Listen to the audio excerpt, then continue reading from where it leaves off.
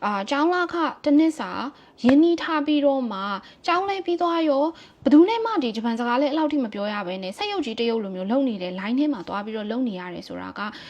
တိတ်ပြီးတော့မဖြစ်သင့်ဘူးနှမျောစရာကောင်းတယ်လို့တော့ကျွန်တော်အနေနဲ့ထင်နေပေါ့နော်language school တွေကသူတို့ကျောင်းကနေပြီးသွားတဲ့ကျောင်းသားတွေကို college ဒါမှမဟုတ်ရင် university ပဲဆက်တက်စေချင်တယ်ဆိုတာအမှန်လားကျောင်းအားလုံးကကျောင်းသားတွေကိုတက္ကသိုလ်ဒါမှမဟုတ်ရင် college ဆက်တက်ဖို့ပဲတိုက်တွန်းနေတာဆိုတာလုံးဝမဟုတ်ပါဘူးကျောင်းနဲ့လာပြီးတော့တစ်နှစ်ကျောင်းတက်ပြီးသွားတဲ့နောက်မှာ work visa ဒါမှမဟုတ်ရင်တခုတေးကီနို visa နဲ့အလုပ်လုပ်ဖို့အတွက်ကို supporting အများကြီးပေးနေတဲ့အဲ့လိုကျောင်းသားတွေအတွက်ကိုတော့တီးတန့် course တွေဖွင့်နေတဲ့ကျောင်းတွေအများကြီးရှိတဲ့အတွက်ကြောင့်ဖြစ်ပါတယ်အဲ့ဒီတော့အစကနင်းကကျောင်းနဲ့လဲလာခြင်းနဲ့ပြီးတော့ရင်တခုတေးကီနိုနဲ့အလုပ်လုပ်ခြင်းနဲ့ဆိုတဲ့သူတွေအနေနဲ့ကဒီရဲ့ option ကိုရွေးလို့ရတာဖြစ်ပါတယ်ဂျပန်မှာ language school တော်တော်များများမှာကကျောင်းသားတွေဒီကျောင်းပြီးသွားတဲ့အခါမှာဘယ်ကျောင်းကိုမဆိုလွတ်လပ်စွာရွေးချယ်လို့ရတယ်သူတို့နဲ့ချိတ်ထားတဲ့ကျောင်းတွေကိုပဲတွားရမယ်ဆိုပြီးတော့သတ်မှတ်ထားတာမရှိသလိုမျိုးသူတို့အနေနဲ့ကျောင်းသားတွေကိုဒီကိစ္စနဲ့ပတ်သက်လို့ထိန်းချုပ်လို့လည်းလုံးဝကိုမရပါဘူးဆိုလိုတာကကျောင်းသားတွေအနေနဲ့ကြိုက်တဲ့ကျောင်းကိုရွေးချယ်ခွင့်ရှိပါတယ်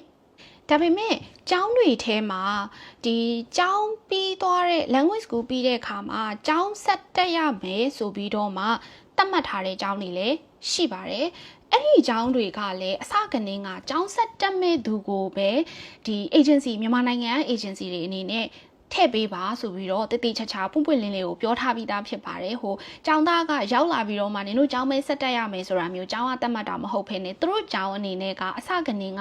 တက္ကသိုလ်ဒါမှမဟုတ်ရင် college ဆက်တက်မဲ့ကျောင်းသားကိုပဲသူတို့ကျောင်းကိုထည့်ပေးပါအဲ့လိုကျောင်းသားတွေပဲရှောက်ပေးပါဆိုပြီးတော့တတ်မှတ်ထားတာဖြစ်ပါတယ်ကျောင်းဆက်တက်မယ်မတက်ဘူးမသေးချဘူးဆိုရင်တော့ဒီလိုကျောင်းမျိုးကိုမရွေးမိဖို့အရေးကြီးပါတယ်ဒါပေမဲ့ကျွန်တော်ရဲ့အမြင်ကိုပြောရမယ်ဆိုရင်တော့မြန်မာနိုင်ငံကနေပြီးတော့ဒီ language school တစ်နှစ်တက်ဖို့အတွက်ပတ်စံအကုန်ခံပြီးတော့တစ်နှစ်ပေါ့နော်ကျောင်းလာခအကုန်ခံပြီးတော့တောင်ဂျပန်ကိုလာတယ်ဆိုရင်အဲ့ဒီတစ်နှစ်အတွင်းမှာဒီတခုတေးကီနိုဆိုတဲ့အလုပ်ကိုလုပ်တာမဟုတ်ဖြစ်နေပို့ပြီးတော့မှကိုယ့်အတွက်ရေရှည်အတွက်ပညာရနိုင်တဲ့ work visa နဲ့အလုပ်လုပ်နိုင်မဲ့လမ်းကိုစူးစမ်းပြီးတော့ရွေးချယ်တာကတော့ကျောင်းသားအတွက်ရေရှည်မှာပို့ပြီးတော့ကောင်းတယ်လို့ကျွန်တော်ရဲ့ personally ထင်ပါတယ်တယောက်တည်းရဲ့အမြင်ပါဘာလို့ဒီလိုထင်တာလဲဆိုတော့အခုလက်ရှိမှာဂျပန်မှာဂိုင်းရှော့ခုလို့ခေါ်တဲ့စားတောက်ဆိုင်လုပ်ငန်းပေါ့နော်လုပ်ငန်းတွေအများကြီးရှိတဲ့ထဲမှာစားတောက်ဆိုင်လုပ်ငန်းဒီအခုဗီဇာအသစ်ပြောင်းတာတွေကိုပိတ်လိုက်တာဖြစ်တဲ့အတွက်ကျောင်းသားတွေအနေနဲ့ရွေးချယ်စရာရှိတာဆိုလို့ဒီကိုအတွက်ရေရှည်လူတွေနဲ့ဆက်ဆံပြီးတော့တိုးတက်နိုင်တယ်လို့ယူဆလို့ရတာဆိုလို့ဟိုတယ်လုပ်ငန်းရှိမယ်ဒါပေမဲ့ဟိုတယ်လုပ်ငန်းမှာလည်းပဲ hotel reception မှာထိုင်ရတယ်ဆိုတာအထက်ကိုဒီဟိုတယ်ရဲ့တန်ရှင်းရေးပိုင်းတို့ဟိုတယ်ရဲ့ back office အပိုင်းတို့မှာလောက်ရတာမျိုးလည်းရှိကောင်းရှိနိုင်တယ်ပေါ့နော်ဆိုတော့ဟိုတယ်တစ်ခုတော့ရှိတယ်ဒါပေမဲ့ကျန်တဲ့အလုပ်တွေဆိုရင်ဥပမာစားတောက်ကုန်ထုတ်လုပ်ငန်းတို့ကားလုပ်ငန်းတို့စသဖြင့်ပေါ့နော်ဒါတွေအကုန်လုံးကစက်ရုံမှာကိုကစက်ရုံကြီးတစ်ခုလိုမျိုးစက်ရုံက line ထဲမှာတန်းစီပြီးတော့တနေ့အဲ့လိုပုံစံမျိုးနဲ့လောက်ရတာဖြစ်တယ်ပေါ့နော်အဲ့တော့အစကနေကပတ်စံရှာဖို့အတွက်ဂျပန်ကိုတခုတေးကီနိုဗီဇာနဲ့လာတဲ့သူတွေဒ